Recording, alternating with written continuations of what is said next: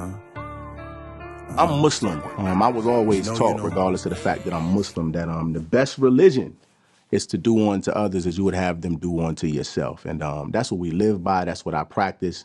And, you know, the work that we do in the community is reflective of that. You know, we've been blessed to have, you know, mentors, big brothers, big sisters, certain knowledge, wisdom, and understanding that has pretty much, you know, guided me, you know, as I go through this journey called life.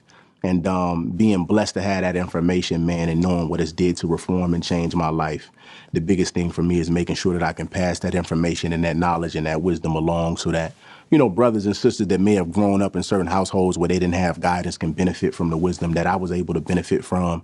And, you know, they live in peace as well. Goalden Chyld, man, Goalden Chyld. So I started out, so my name is Kadir, and it starts with a Q, right? And it means capable or powerful. It's an Arabic name. I started out making up names. I was relatively young. I started doing music when I was 8. So my first name was, I think it was King Q, right? I always wanted to keep the Q in there. Then I'm young, I'm in grammar school. I'm like, I want another name that starts with a Q. So I constantly went through the dictionary and started looking up words that started with a Q to find something that I thought was cool. And then I looked up the word quaint, and then I'm like, man, my name is Quaint. Just young doing stuff, right? And then at a certain point, I defined the meaning of Goalden Chyld. The Eddie Murphy movie, Goalden Chyld, definitely played a role. But just under the having an understanding that the Goalden Chyld was somebody special, you know, that had gifts and abilities and had a particular, you know, purpose, you know, to do something to, you know, make a change in the world. So I said, you know what, I'm going to go with Goalden Chyld. I remember performing, I think it was at an open mic, and I told, you know, my friends and family, I'm not changing my name no more. It's Goalden Chyld. I'm sticking with it. And ever since then, man, but it's spelled Goal, right? Like we got goals in life. And that was because, you know, from a young age, I always had a goal to really revolutionize hip hop and revolutionize the art, because I grew up in a time where, you know, negativity, even now, you know, was really put at the forefront. And I wanted to find a way to put together a formula where, you know, we could put messages and positivity and truth in the music where people didn't feel like they was being judged, beat down, condemned, preached to. So the goal was always to revolutionize the hip hop community in a world where we started to bring, you know, positivity, truth, and God back into the atmosphere. Yeah. You know. From Chicago, man. I would travel back and forth from Aurora to Chicago all the way up into the age of 6. But I became stationed in Chicago at the age of 6 years old. We first moved to 51st and Peoria. Then we went from 51st and Peoria, I believe, to 113th and St. Lawrence. Then from 113th and St. Lawrence to 93rd and Wentworth. Then 93rd and Wentworth to 62nd and University. Like, we was all over the city of Chicago. At a certain point, we was actually living in a shelter, right? Definitely didn't have no silver spoon, but I never stayed in the neighborhood long enough to be able to claim it as my neighborhood, because we was always house to house. Mom was getting it. You know, she was trying to figure out how to put food on the table and provide. But definitely from the city of Chicago. I never really lived in nothing outside of the trenches, right? Always been in the trenches my whole life.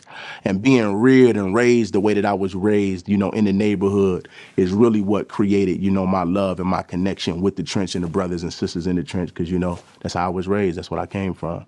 But Chicago, you know. One of the most beautiful, one of the best cities on the face of the earth, man. I love my city. Most times when I hear people's opinion about Chicago, it's related to or alluding to the negativity and the violence in the city. But with the work that we're doing with the unity movement and all of the brothers, you know, that the world may look at as negative, that we working with and we get to smile with, laugh with them, kick it, eat, break bread, feed the community. My community, I look at Chicago as just like one of those cities, man, you know, where it's hard, but it's a whole lot of love, man. And if you can tap into that side of our brothers and sisters that people look at as negative, then you'll really start to see the beauty, you know, that really exists in our city, man. And there's so many different sides. I mean, you got a really artistic side to Chicago, right? You got a real trenched out side to Chicago, right?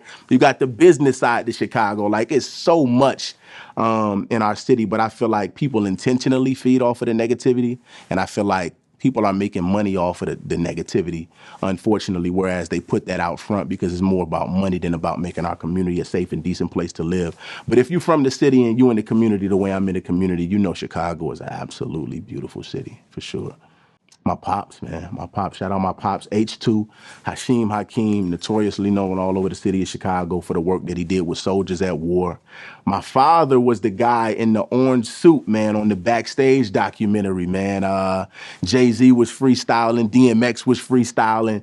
Then my pops come in because he was actually on security, right? But he hopped in the freestyle and, he light the room on fire. So my pops, man, was the first one to really introduce me to hip hop, from playing hip hop in the car, playing it, on the radio, playing it around the house, and really just being that first pioneer from me, the first big star that I ever saw in my eyes as a young man to really take, what we've been given, our culture and, taking it up there with the greats like Jay-Z, man, and DMX, for sure. Pops, shout out Pops. Till this day, and I don't know if you all will play that, but watching that video, man, it was like, that's my father, man. That's my pops right there. And then to see, how happy he was, because my dad can be real serious and militant, but you can see he was trying to, kind of hold the smile in a little bit, because he was happy, man, and we was excited for him. Until this day, I get in the living room, with my brothers and my sisters, we cut it on, and we are still championing him like it just happened. So, man, that was an exciting moment. It's overwhelming every time I see it. And it's just an honor to be his son and be in this position, and carrying the baton and taking it to the next level. Yep. I'm not going to go too in depth, but there were some conversations, man, that happened behind the scenes that, could have played a role in my father being signed, to Rockefeller, I believe. Yeah, being signed. And some things happened, but God willing, we can tell that story in the future, maybe a documentary. But nonetheless, I'm coming to get everything. I'm coming to get everything. This is Goalden Chyld, and you are checking out my interview with 24/7 HH, the best to do it.